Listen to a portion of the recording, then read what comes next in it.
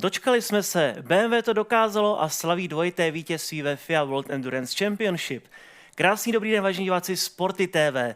Vítejte v našich tradičních dozvuků se mnou Jiřím Koštou a teď mimořádně také s automobilovou závodnicí Michalou Dorčíkovou. Míšo, vítej u nás. Ďakujem krásne za pozvanie. Určite jedný z najlepších pretekov, ktoré sme za posledné roky mohli vidieť a za mňa to bola rozhodne reklama na endurance racing. Rozhodne sobotnejšie preteky v Spa nám dodali intenzitu a napätie a ja by som len fanúšikom navrhla, že pokiaľ ich ešte nevideli, aby si možno na chvíľu pauzli naše štúdio, vrátili sa k pretekom, užili si tých 6 hodín a následne si vypočuli naše rozprávanie. Máme toho určitě hodně před sebou, co musíme probrat a ta půl hodina nám pravděpodobně nebude stačit, možná těch 6 hodin, že by nám stačilo, ale pojďme tedy k BMW, právě tým VRT, belgický domácí tým si připsal vítězství s 20.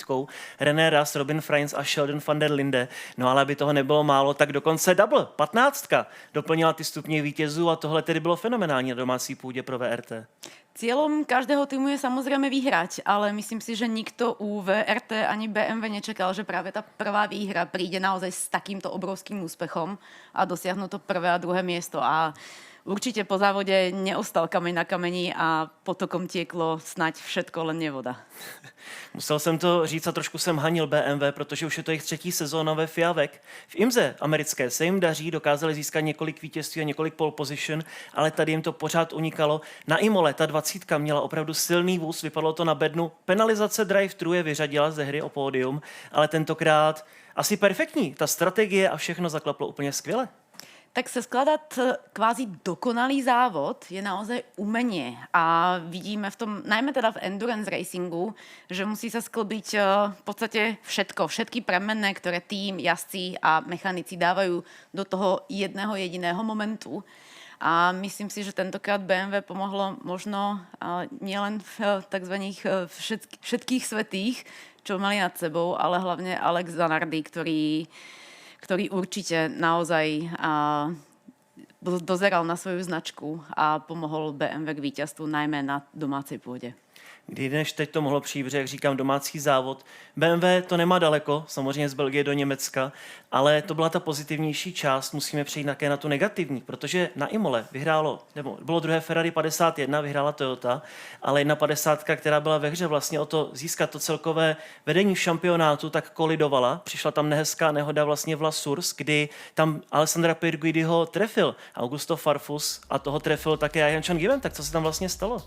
Tak myslím si, že motivácia Ferrari po minuloročnej sezóne bola naozaj vysoká a zrovna teda ten začiatok na Imole im vyšiel a Spa už nebolo také ideálne, pretože skončiť závody práve v tej prvej zákrute, aj keď to síce nebolo prvé kolo, určite nebolo príjemné a Ferrari do tejto sezóny určite vstupovalo s vysokými nádejami na celkovo šampionát FIA World Endurance Championship. No a po tomto víkende to budú mať trošičku ťažšie v rámci toho štartu do Le Mans.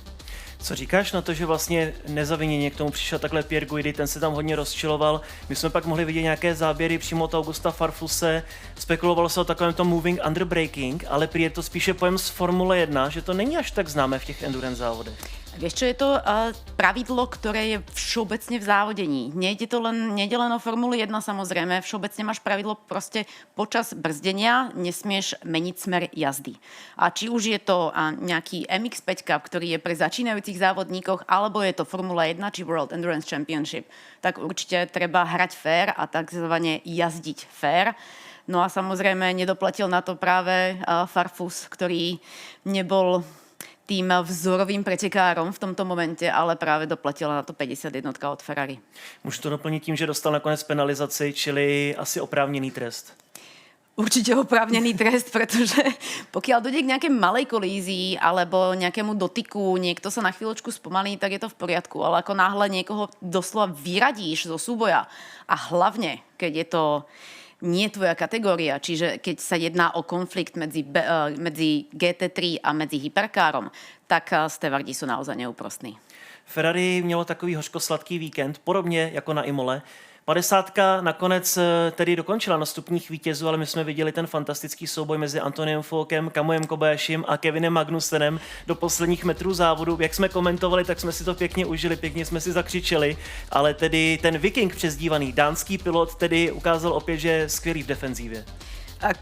Ja som nečakala, že to bude až tak intenzívny záver a úprimne Antonio Fuoco nie je ten, ktorý dokáže držať kone na úzde, aj keď v podstate v jednom koníku jazdí. A čakala som, že tam dojde minimálne k nejakému zásadnému kontaktu alebo k nejakému takzvanému zadržaniu dychu pre fanúšikov. Až na to, že opravdu v tomto momente tá tímová réžia Ferrari nečakane zauradovala a K-Mag to, čo predviedol na opotrebovaných gumách, ktoré mal spomedzi tej štvorice na čele, môžeme si úprimne povedať najhoršie, tak bolo neskutočné divadlo skúseného jazdca, na ktoré si budem určite vspomínať v dobrom.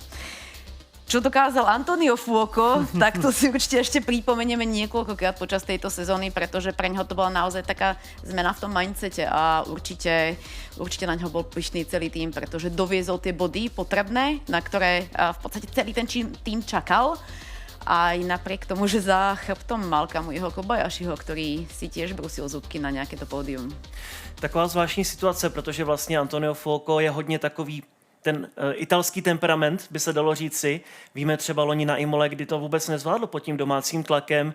Tady dostal právě pokyn od svého inženýra do rádia, ať myslí na ty body, ale mně to tak úplně nepřišlo, protože přece jenom možná i ta zkušenost Kevina Magnusena sehrála svou roli. Kdyby tam byl nějaký juniorský driver, který není z Formule 1, tak by možná ten celý příběh vypadal úplně jinak. To je presne to, čo hovoríš, pretože aj keď sedíme za tým volantom a v podstate zaklapneme si tú helmu a neriešime, kto je pred nami, kto je za nami, pretože bohužiaľ v helme nepoznáš kamaráta, ale ani nepriateľa. Myslím, že Antonio Fuoco veľmi dobre vzal do úvahy, čo Kevin Magnussen už dokázal počas svojej kariéry a išiel naozaj do tohto súboju s rešpektom. Aj napriek tomu, že jeho priezvisko v podstate znamená oheň.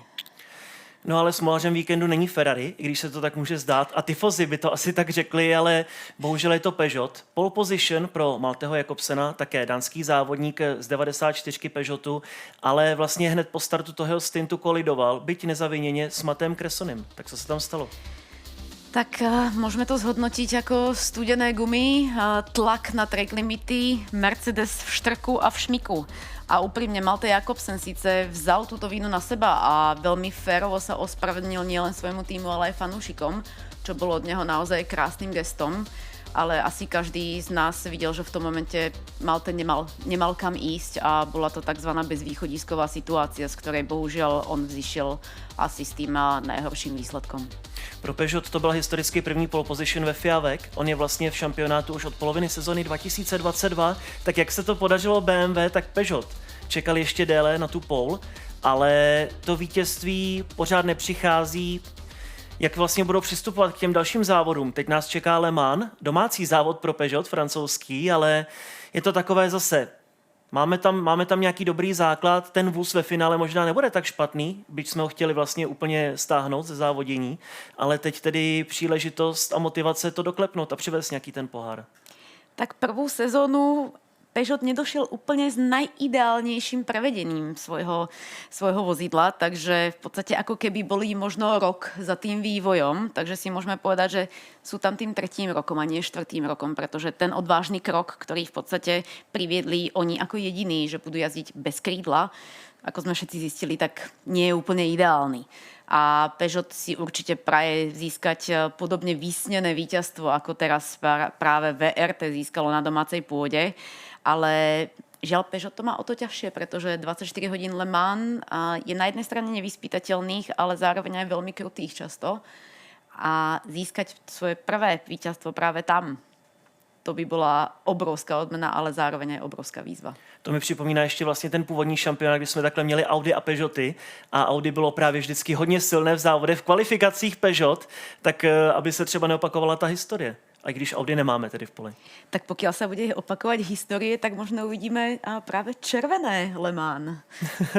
No je to pravda, nebo žluté, protože víme, že Ferrari vyhrálo poslední 3 ročníky, ale ještě taková odbočka u Peugeotu, máme potvrzenou vlastně rezervní závodnici a vývojovou Dorian Pan, což ty jako žena závodnice určitě musíš přivítat, protože my pořád čekáme na ženu závodnici v Hypercars. Ja verím, že to bude práve Dorian Pan, pretože zrovna táto závodnica si odskákala toho naozaj veľa. Má najazdené neskutočné kilometre, má výbornú podporu a je tam kvázi taký ten možno ideálny setup, taká nejaká konštelácia, ktorá Dorian Pan by mohla dopomôcť k tomu, aby naozaj bola tou prvou ženou v hyperkáre. Ale ja by som povedala, že z toho ženského hľadiska nám nejde o to, aby to bola prvá žena v hyperkáre, ale aby to bola úspešná žena v hyperkáre. To je ešte o to dôležitejšie. A Dorian Pan má tú rýchlosť, a verím, že jedného dňa ju tam naozaj uvidíme, ale s úspechmi. Ono je to strašně zajímavé, protože vlastně se takhle dostal do toho závodního sedla třeba právě Malte Jakobsen, který byl rezervou jako pilot, nebo Theo Pourchaire a vlastně ve finále i Mikkel Jensen, pokud se nepletu. Čili my už vlastně můžeme říct si, Dorian Pan příští rok pojede za Peugeot. Tak môžeme sa nechať prekvapiť určite, ale ja by som povedala, že Dorian Pan by si to aj zaslúžila. Nie je to len o tom, že príde taký ten moment, lebo aj veľa závodníkov Formule 1 sa dostalo do toho sedla práve nejakou náhodou, že niekto vypadol, bol v zálohe zrovna a nejaká opäť správna konštelácia tých ovplyvniteľných činiteľov, ktoré tam nastali. Reálne, keby sa tam dostala Dorian Pan možno nie náhodou, ale zámerom, tak by to bolo to lepšie. Peugeot tedy 94 zakončil svůj závod předčasně po tom startu z pole position, ale nebyl sám. Těch nehod jsme tady ve Spa opět tradičně viděli hodně. Tou další z nich byl Aston Martin, zelený vůz a Alex Riberas, který tam se snažil předjet vlastně Antonia Felixe da Costu a při tom pohybu na rovince Kemmel, tak jak nějak uklouzl na té trávě a skončil v bariéře. Valkyrie bojovala o historický výsledek 6. 7. místo, ale nakonec tedy jeden vůz opět cíl neviděl nějakou půl hodinu před koncem závodu. Tak akákoľvek nehoda, ktorá sa stane na rovinke za Eau Rouge, myslím si, že každému fanúšikovi zatají dých, pretože nemôžeme od nej väčšinou čakať nejaký ten dobrý koniec. Bohužiaľ v podaní Aston Martinu sa ich sen o veľmi krásnom bodovom zisku skončil až príliš rýchlo. Nakonec to žádný trest nebyl, bylo to vyhodnoceno jako závodní incident, jak by řekl Charles Leclerc, ale to bylo právě v tom souboji s Antoniem Felixem da Costou, no ale modrý Alpin skončil v bariéře hned chvíli na to při dalším restartu, takže jak psali diváci na Instagramu, karma pro pilota portugalského možná. Karma je zdarma a v závodení to veľakrát vidíme a instantne. Vidíme to hneď a práve Felix da Costa, tak ten si to odpíkal. Síce Stevardi mu trest nedali, ale ten trest dostal sám a možno ten trest bol horší ako nejaké drive-thru alebo možno 5 sekúnd stop and go. Takže Antonio Felix da Costa bohužiaľ si tento trest vymyslel sám, alebo možno si ho vlastně vypýtal sám. Pro ně je to samozřejmě také těžké, i když je vele zkušený, tak poslední rok jezdil spíše ve Formuli E, pak jsme ho viděli v LMP2. Teď je to návrat a vlastně druhý závod pro něj u Alpinu, který bohužel odchází z veku. Myslíš si, že cítí ten tlak přivést vítězství pro Alpin nebo pódium? Ve hře přece jenom toho času ještě bedna byla. Tak ja poznám jeho brata pomerne dobre a myslím si, že tam tlak je všeobecne v rodine na nejaké úspechy, ale hlavne každý ten pretekár chce doniesť ten najlepší výsledok. Aj napriek tomu, že v podstate je to tímové závodenie, je to tímové úsilie, celé to víťazstvo alebo akýkoľvek úspech, ale samozrejme aj sklamanie, ktoré nastane počas pretekov. Vždy tí jazdci chcú zo seba vydať to maximum. A či už majú možno ten vyšší cieľ, nejaké svoje promo vlastné, alebo práve ten pozitívny úspech toho týmu, to už je na každom z nich, ale každý chce určite sa dostať na tú prvú priečku akýmkoľvek spôsobom. Ale kdo to zvládl dobře při druhém závodě, tak tým Genesis, Magma Racing. Překvapivě, Pipo Derani to dovezl na 8. pozici a byly tam i nějaké slzy v cíli, protože víme, že ten projekt je opravdu ještě v plenkách, jak se říká. Valkyrie byla skvělým příkladem, že to může trvat až celou sezonu, než se vůbec přiblíží k té elitní desítce. Tady 8. místo, Pipo Derani, brazilský závodník, který tu 17 přivezl úspěšně do cíle. Myslím si, že nikto pred týmito závodami nestavil na to, že by Genesis vôbec získalo body, alebo nebodaj, že by skončilo na pódiu. A takýto štart do sezóny im ako tímu celkovo dodá neskutočnú motiváciu. Takže ja sa veľmi teším, že práve už druhé preteky pre nich znamenali takýto krásny bodový zisk.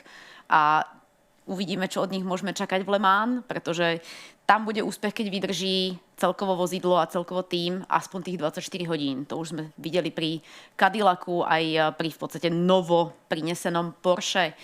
Takže tam to bude naozaj skúška ohňom a sú to len tretie preteky v rade. Právě, máme za sebou teprve 2 závody letošní sezóny. Katar se nakonec nekonal z toho důvodu, o kterém my víme, ale bude snad na podzim, což znamená, že BMW tedy vede vlastně oba 2 šampionáty. To je asi hodně překvapivé takhle v úvodu sezóny. To sme tu určite nemali a nechajme sa prekvapiť, aké nastavenie a aké očakávania prinesie práve ten závod, ktorý nás čaká už o necelý mesiac. V podstate o 3 týždne sa nám začínajú testy. Takže 24 hodín Le Mans bude určite možno prelomovým. Možno práve BMW získa ďalší cenný bodový zisk. Uvidíme, či to bude naozaj na pódiu, pretože VRT ako tím v Le Mans už niečo dokázal. Takže spojenie BMW a VRT by v Le Mans mohlo mať šancu na úspech. Ale spomenuli sme si, 24 hodín Le Mans je neúprostných a uvidíme, kto získá tú krásnu bodovú nádielku. Tak to byla ta první část Hypercars, nás samozřejmě ještě čekají LMGT3, již za malou chvíli.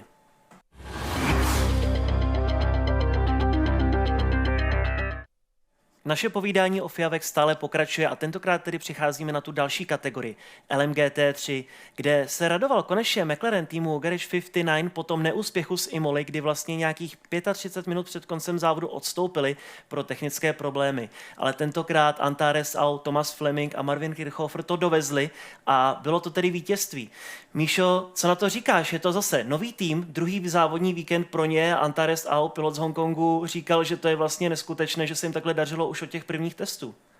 Vieš čo, ja by som sa možno opäť vrátila k tej karme, pretože po Imole, kde si Garage 59 naozaj zaslúžilo aspoň takú dobrú bodovú nádielku a nepodarilo sa im to, tak zrovna už v tom druhom závode, čo je tiež úplne také nie úplne bežné, že keď sa ti raz nepodarí, tak hneď na ten druhý závod sa ti to už hneď podarí a hlavne s novým tímom. Keď akože Garage 59 nie je nováčikom v rámci endurance racingu, ale v tomto setupe myslím si, že pre Antaresa Au, ktorý to zlato má aj v tom priezvisku, je takýto krásny výsledok, až by som povedala neskutočný. A presne tak, ako hovoríš, hneď na začiatku sezóny.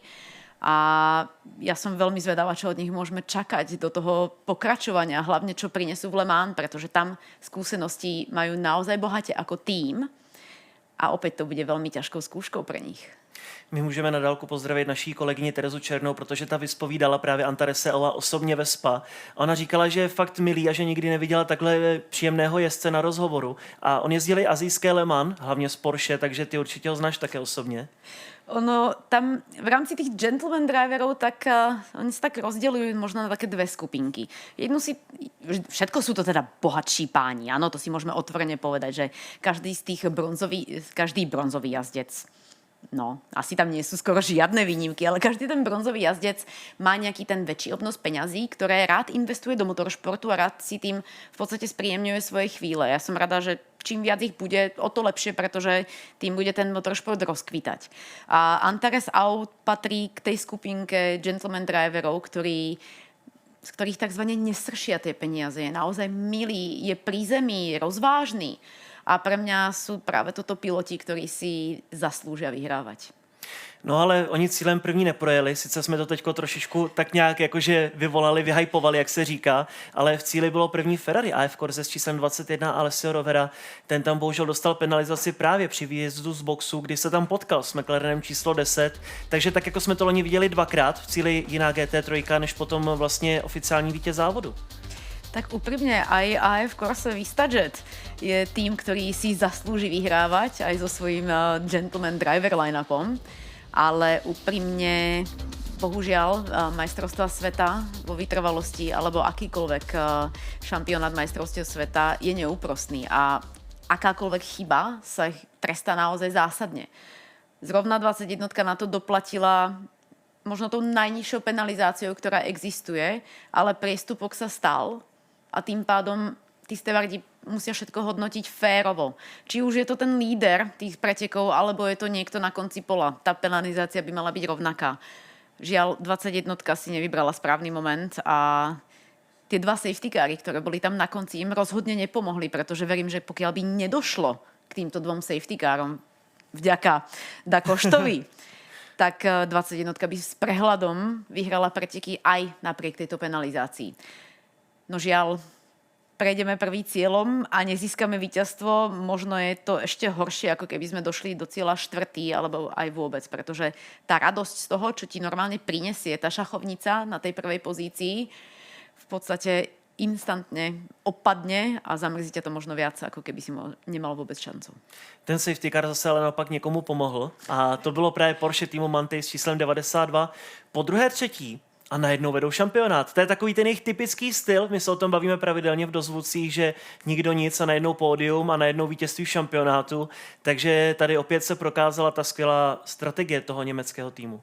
Tak Porsche Mantei má taký roky skúseností extrémne veľa, či už je to inžinierov, mechanikov alebo jazdcov, vedia ako na to, ale hlavne ten šampionát nikdy nie je o tom, či vyhráš jeden závod alebo druhý závod. Tam je o to, ako dokážeš v rámci tej sezóny zbierať body a toto Porsche dokáže. Oni vedia, že ty nepotrebuješ prísť do cieľa prvý na každých pretekoch, lebo keď prídeš do cieľa prvý, tak áno, Antaresau mal takú maličkú výnimku tento víkend, ale samozrejme na tej prvej priečke mnohokrát ideš do rizika.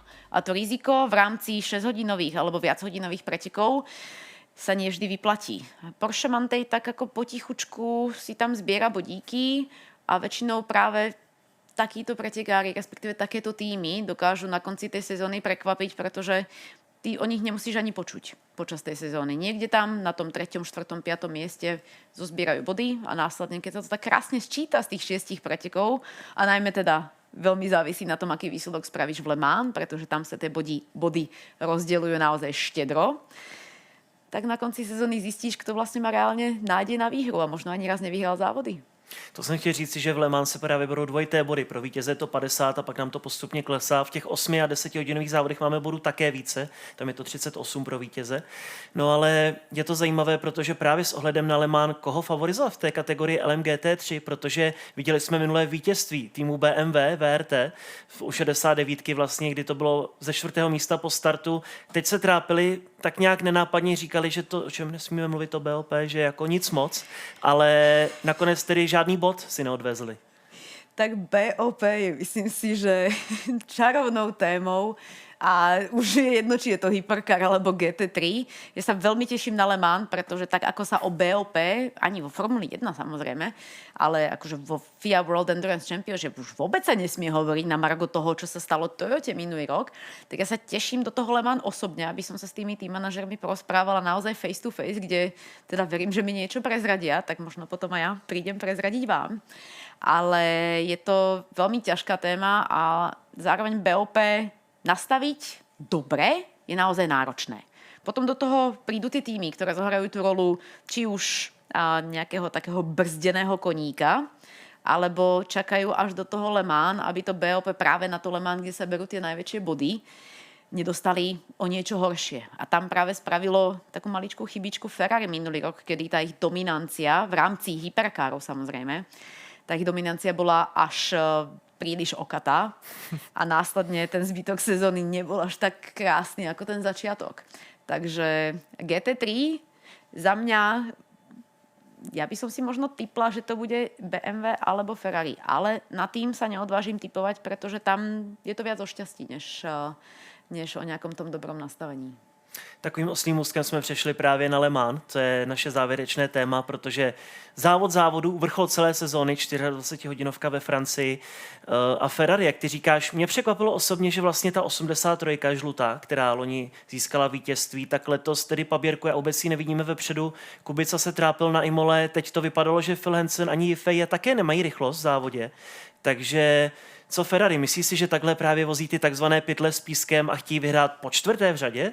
Ja mám taký tajný tip, že určite tam niečo bude hrať tú rolu, pretože to vozidlo ako také je princípe rovnaké ako Ferrari AF Corse s číslom 50 alebo 51. A to tempo určite Robert Kubica nemá horšie ako Antonio Fuoco alebo Alessandro Pierguidi. Takže určite tam bude trošičku skrývania, pretože vieme, že týmy na toto hrajú.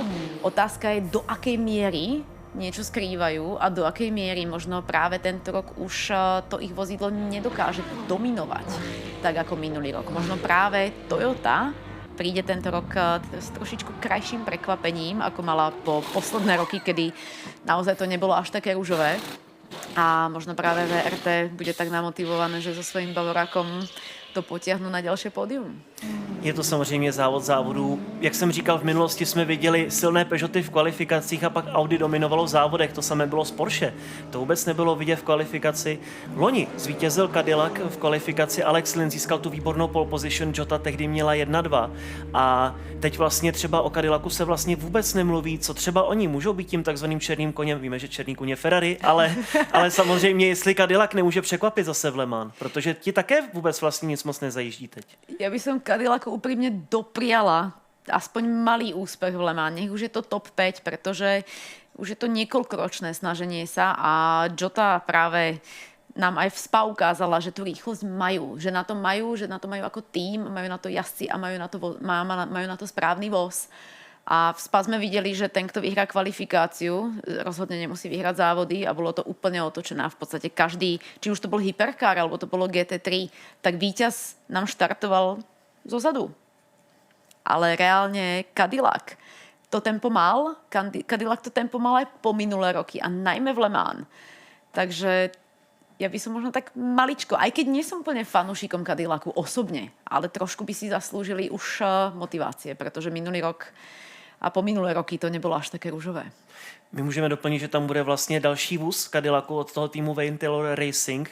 Ti startovali i loni s 101, bohužel nebyli vůbec vidět, ale těch vozů budeme mít daleko více, protože bude startovat celá kategorie LMP2. Jack Doohan tam bude například, bude tam také, ale co je hodně zajímavé, Richard Verschoor, ten teď vlastně bude součástí toho McLarenu Hypercar programu ve vývoji.